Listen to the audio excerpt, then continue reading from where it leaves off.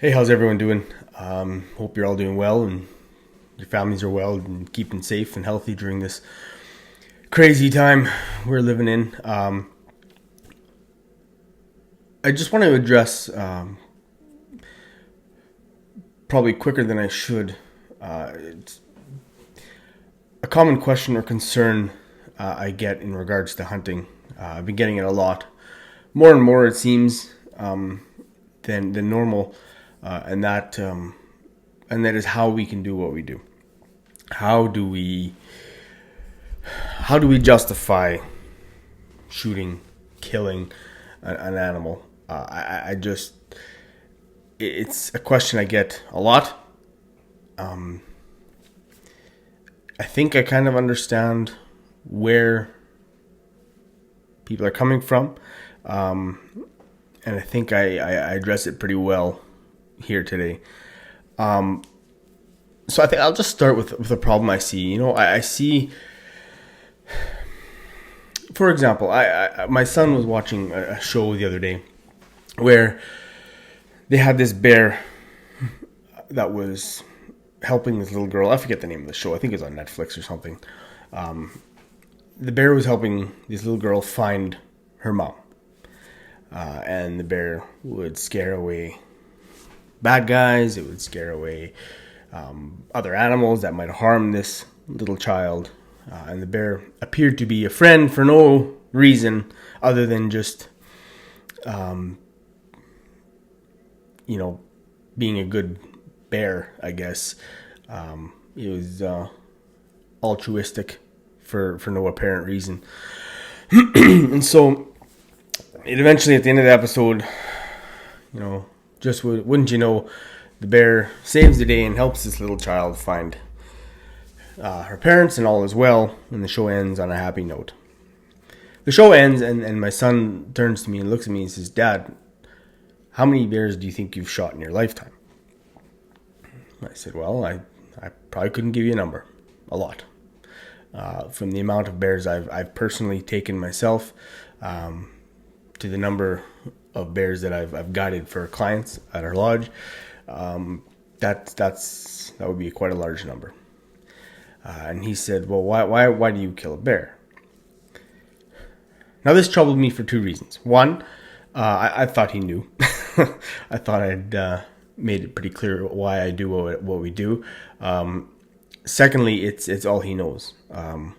He's grown up with me I've been a hunter for 30 years, and he's only 7. So all he's known is that I hunt, and that's how we put food on the table. He's grown up eating wild game. He loves it. He's never really questioned it until apparently watching this episode. So I explained to him. I said, "Well, Declan, it's this show is exactly that. It's a cartoon. It's a show. Just before this, your sister was watching one on unicorns, right? And we know they aren't real. Just as we know that what happened in this episode with this bear helping this child find her parents is not real. But it speaks to a bigger point. It speaks to what society does in this anthropomorphization of animals. We make them into something they're not. For example, a number of years ago, I was asked pretty much the same question from a good friend of mine, his wife. They're a couple that's good friends of ours. She asked me how I can justify shooting a bear. They look so cute and cuddly. We've all heard of Paddington Bear, Winnie the Pooh. Everybody's got a stuffed teddy bear, I'm sure, at some point in their life. So how is it that I could justify shooting a bear that didn't know I existed until I put either a bullet or an arrow through its vitals?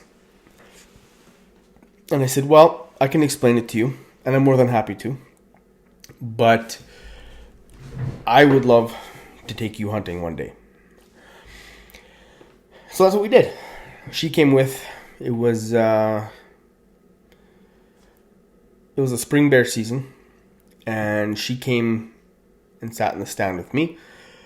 We had a good time. We saw a bunch of bears, some young bears coming in and out and messing around with the bait. And, her attitude seemed to be that these were cute and cuddly, which at one point I welcomed her to go down and try and pet one, which she declined. So, I guess they're cute and cuddly from a distance. I'm not sure. Until about one point in the evening, something happened that I don't enjoy witnessing. I've witnessed it before. I don't enjoy witnessing it. I'm certainly aware that it happens a lot in nature, and it's just part of what bears do. But it doesn't make it easy to stomach. Even though I'm well aware of this this certain situation happening several occasions throughout the year, but I say I'm glad because of the circumstance, because she was with me, this person who questioned how I could justify shooting this cute and cuddly, innocent looking teddy bear. So what happened was, we're sitting in the stand, and it's probably an hour and a bit till last light, and before we had to head home. The sow and 3 cubs comes to the bait, and she tugs on my jacket. Oh, look how cute that is! Look, and yeah, I'll agree. I'm not totally cold-hearted. Of course, it's cute, right? I hope those bears grow up healthy, happy, and reproduce and contribute to the bear population in the area. So we watched this sow and 3 cubs, and anyone who's done that knows it's like a mom with 3 kids, right there. She's looking around, watching for danger, making sure we're not getting out of the stand to disrupt her babies, and they're careless and carefree, playing, fighting, misbehaving. So we watched them for probably, I would say, a good 20 minutes, half hour, until a corner of my eye, I catch this boar coming into the bait. And he's coming on a wire. His nose is like he knows who's there. Not just us. He knows who else is there. And anyone who's hunted bear for any amount of time or knows anything about bears knows, I think, about what's about to happen. So she catches wind of him. Probably he's about 30 yards at that point from where they're at. And the bait is 18, 20 yards from where we're sitting in the stand. So when she catches wind of him, it's too late. He's now in a full dead run, going after her. She runs off to our left. He follows suit. Cubs go up the trees. One kind of ducks behind a barrel because it, panicked, I guess.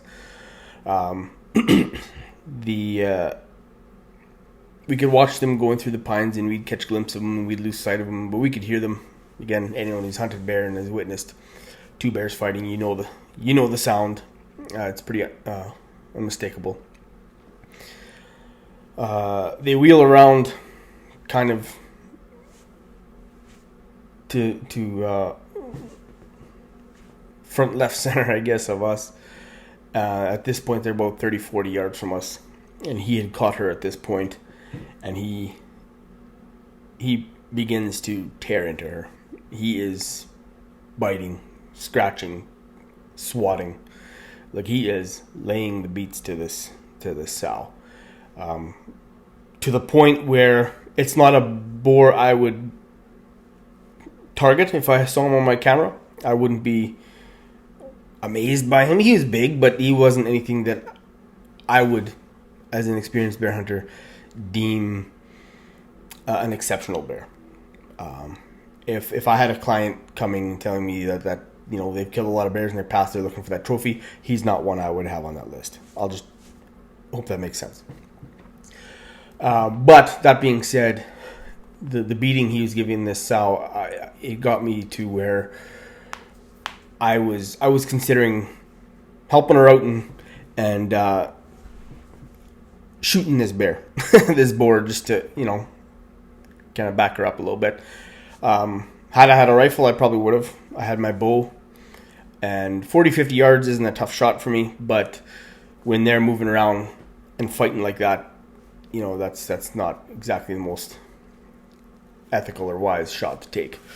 And so she's watching this go down, and she's horrified, and I'm hoping that this doesn't get worse. So he lays into the sow. She ends up escaping, and she runs away. Abandoned ship. Gone. The boar is, posturing like they do, and he comes back to the cubs who were just watching their mother get mauled, and he proceeds to do what boars do. And again, if you're an experienced bear hunter, from the start you knew where I was going with this. He proceeds to rip these cubs to shreds. It sounds horrific, it looks horrific, it is horrific.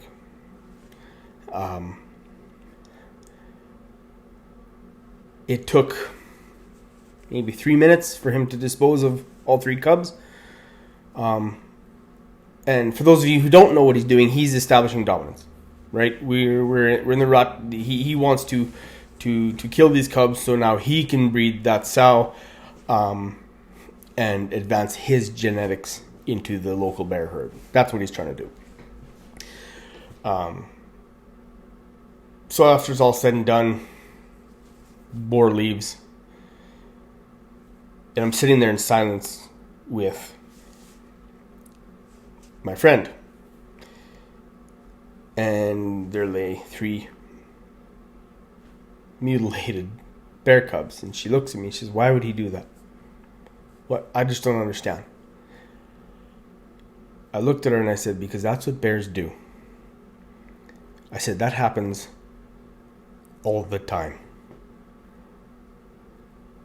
I said, "When we first initially started talking, you talked about Winnie the Pooh, they're cute and cuddly, Paddington, you had this stuffed bear when you were younger."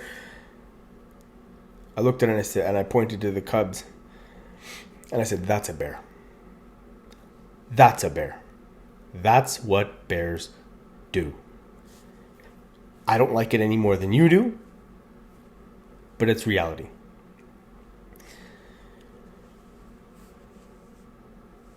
So, my point being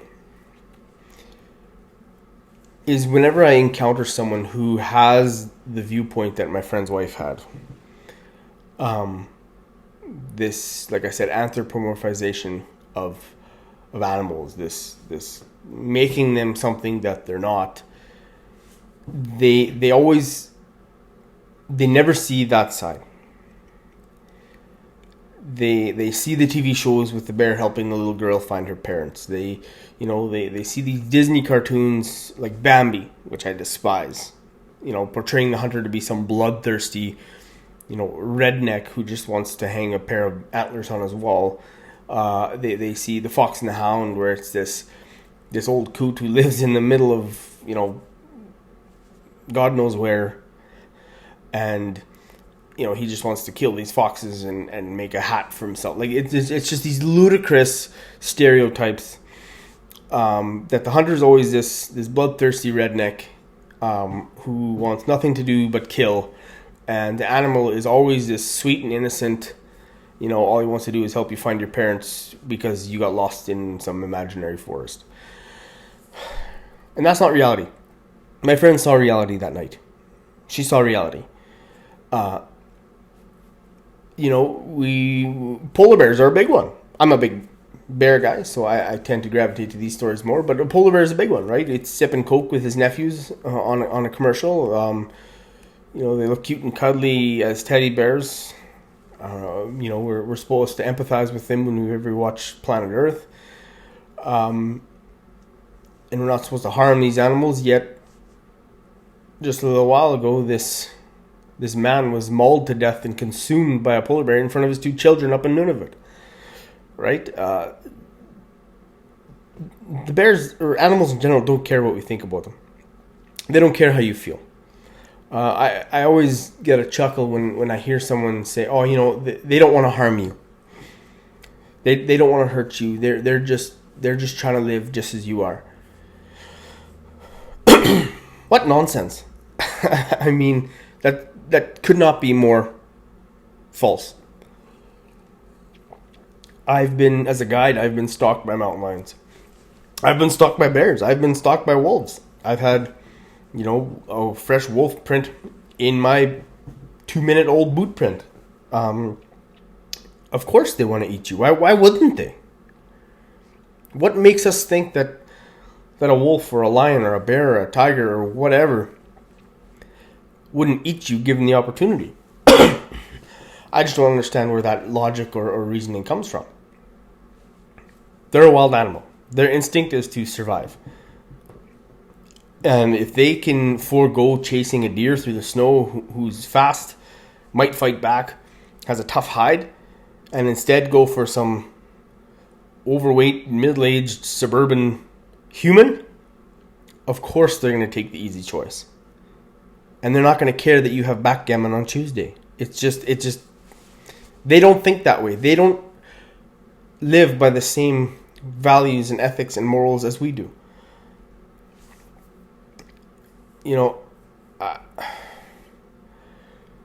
Another example. New Jersey bans bear hunting. I think it was, I'll have to double check and someone can correct me if I'm wrong, but I think it was that day or shortly thereafter. It wasn't long after the ban. A student was mauled on Rutgers campus. By a black bear. That's a wild animal. Now, I'm not advocating, certainly not advocating that we just go on this rampage and start killing and shooting every animal we see so none of us gets mauled or attacked again. I'm certainly not advocating for that.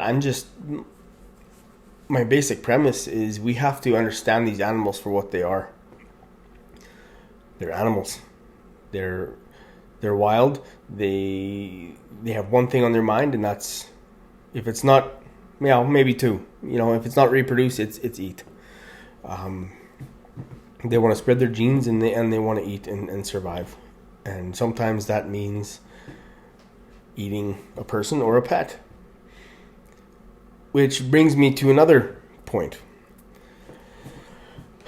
I often hear, once we get past the question of how I can justify shooting an animal, I often hear, well, I just couldn't do that. I love animals. And I've gotten to the point where I'm pretty blunt about it, where I basically tell them that's because you don't know what an animal is. These people generally have 15 cats or a couple dogs, or they have pets of some sort, and they associate that pet with a wild animal. Folks, there's a tremendous difference. And there are multiple examples of that difference. A personal one for me is my mother, a few years back, came up and visited us up at our lodge. We own a hunting and fishing lodge in Manitoba here. And she has a 150-pound pit bull. You look at the dog and you're intimidated. It's not a dangerous dog. I'm not here to bash pit bulls or anything. Like her dog is not dangerous. It's not the most well-behaved dog, but it's not a dangerous dog. It hasn't bitten or attacked anyone. But it's one of those breeds where people have this misconception, and it is a very intimidating looking dog. It's a big sock, but it's an intimidating looking dog, and I wouldn't want to get attacked by it if it came to that.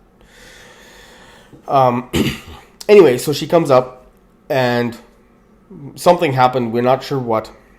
The dog bolts. Now, we are in the middle of nowhere, our lodge. We're on a lake, but we're in the middle of nowhere. There's one road in, one road out, 2 hours from the nearest town. we hear wolves. Certainly coyotes, but we hear wolves every night. So her dog bolts. He's not coming back. She can't find him. She's got to go home. She has to make the unfortunate decision to drive home without him because he's not coming back. For whatever reason, he doesn't respond to calls, nothing. So I finish up my season. I'd catch glimpses of him around our camp now and again. But, he's not responding. He's not coming in. We pack up our camp, close up for the season. We head home. Well, there is a couple that lives kind of near our camp. They're your typical bush people.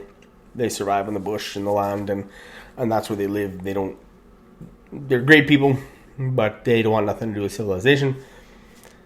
All right, to each their own. I get along with them, and like I said, they're great people.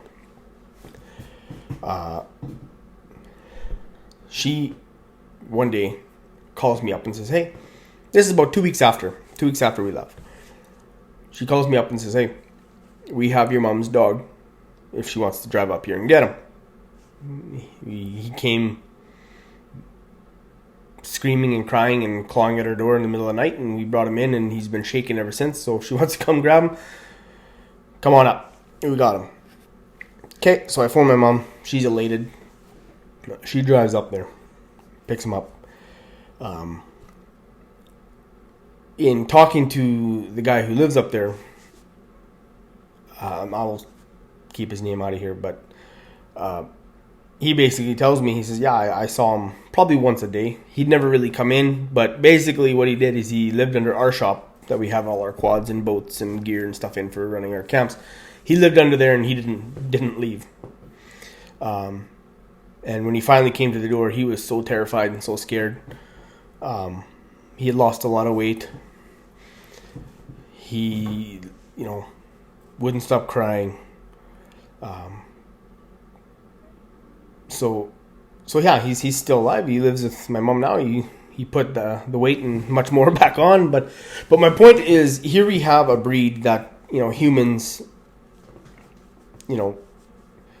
bet on in fighting rings, which I think dog fighting is disgusting. And it's a vile act. But people use pit bulls for those disgusting acts because of what they can do. It's a big dog. It's a frightening dog. It's a strong dog. Against all other dogs, it would probably come out at the top or near the top in terms of aggression and power. Yet when it's exposed to, when you really think about it, as far as wilderness goes, a pretty safe condition, living under my shop, nowhere really near the wild animals. He can hear them obviously, but yet here he's terrified and crying and doesn't know what to do with himself. And all he's doing is hearing them from across the lake. Never mind if he actually encountered a wolf or a bear or a mountain lion or a bobcat or what have you. Because those are pets. Right? He's a pet. With people, I love animals. Yeah, no, you love your pet. You don't love animals, you love your pet. Who you think is an animal. Let's not get the two confused. I want to make that clear. That there's a tremendous difference. And I was listening to a wildlife biologist a while back, Forrest Galante, his name is, great stuff he has. But he basically made the same point. He's not a hunter.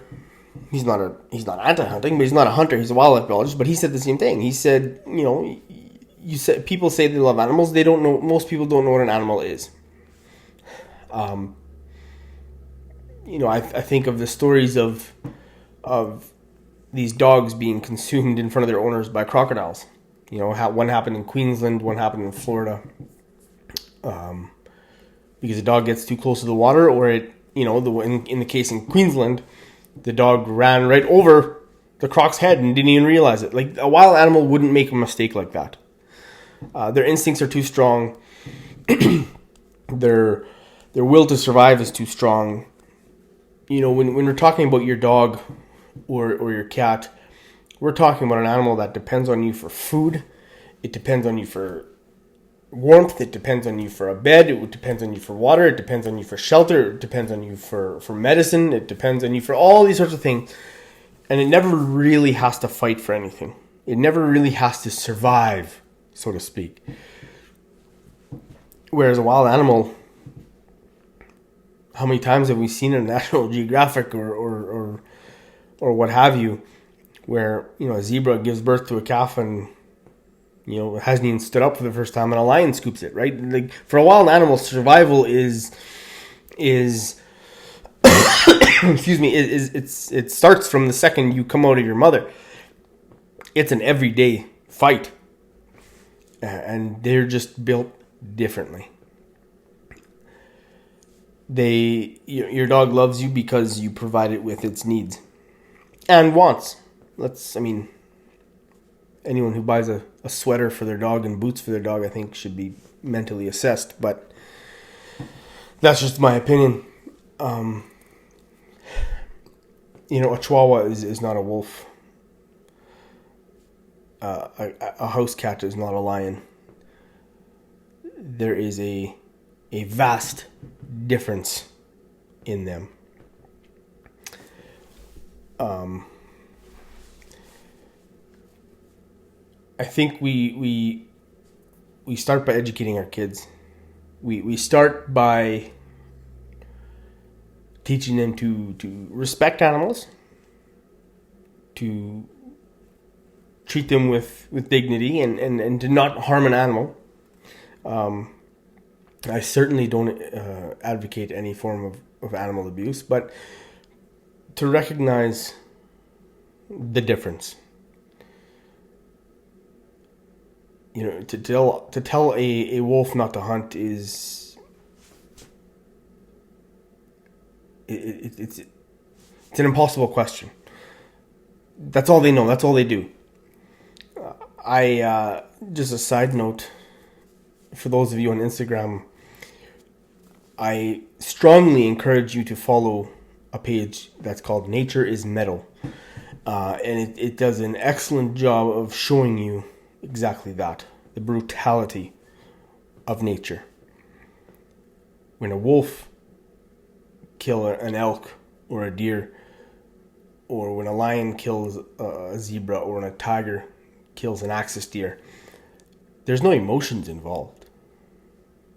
There's no pity, there's no sorrow, there's survival. It's really that simple. It's really that plain Jane. And I think it's time that we start recognizing that more than we do. Humans have been hunting for tens of thousands of years, since the dawn of time. It's the most natural way for us to consume our meat. I have shared wild meat with multiple friends of ours who don't hunt, and a lot of them have gotten into hunting strictly because of that.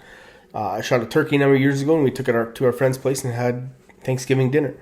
It was 5.5 hours from the time I pulled the trigger till the time the first forkful of turkey went in my mouth, and it was fantastic. Like I said, our family lives on venison, on bear meat. I use almost everything I can from the animals that I harvest. I take every scrap of meat I can. I take, bone marrow, the fat, the hide, everything. The heart, the liver, all good sources of nutrition for my family. And it just, once you've had wild game, you recognize the difference between wild game and grocery store meat. I still eat, beef and a little bit of pork. I think pork chops are disgusting, but I eat bacon and a little bit of ham, and I'll eat chicken and turkey and stuff, and I like it. But wild game is just different. It's a superfood, in my opinion. And so humans are predators. We have been, again, like I said, since the dawn of time. And I would like more people to recognize that we are predators. We're at the top of the food chain because of our brains. And that's a responsibility that we must take seriously. We must be respectful to the animals we hunt. We owe it to the animals we hunt to make it quick and clean, which means being sharp in the weapon you use. It means having good ethics, taking a shot not you think or you might, that you can harvest this animal quickly, cleanly, and humanely. And maybe sometime I'll talk about the difference between factory farming and consuming wild game. I think that'll open a lot of people's eyes as well. But you owe it to that animal to make it quick. And then once it's on the ground, to use as much of it as you possibly can, to sustain your family. If you kill a big animal and you can eat all that meat, give it away. There's Hunters for the Hungry. There's certain programs you can give it to. There's soup kitchens and shelters you can donate it to. There's people I'm sure in your community you can find that would love some free meat. I do it all the time. We eat a lot of meat, but I also shoot a lot of meat. So I would rather, give it to a family who needs it than have it sit in my freezer for a year. I'll maybe expand on this topic a little bit more. I just wanted to address it because, again, I ran into it again today where someone, and it was a good conversation. It was cordial, but there's just a lack of education. There's a lack of understanding as to what hunting is and what animals actually are. So I hope you enjoyed it. I hope that made sense. And I think I'll start putting out more of these as more and more requests come in. And I hope you enjoyed, and I hope you enjoy the outdoors. Thank you.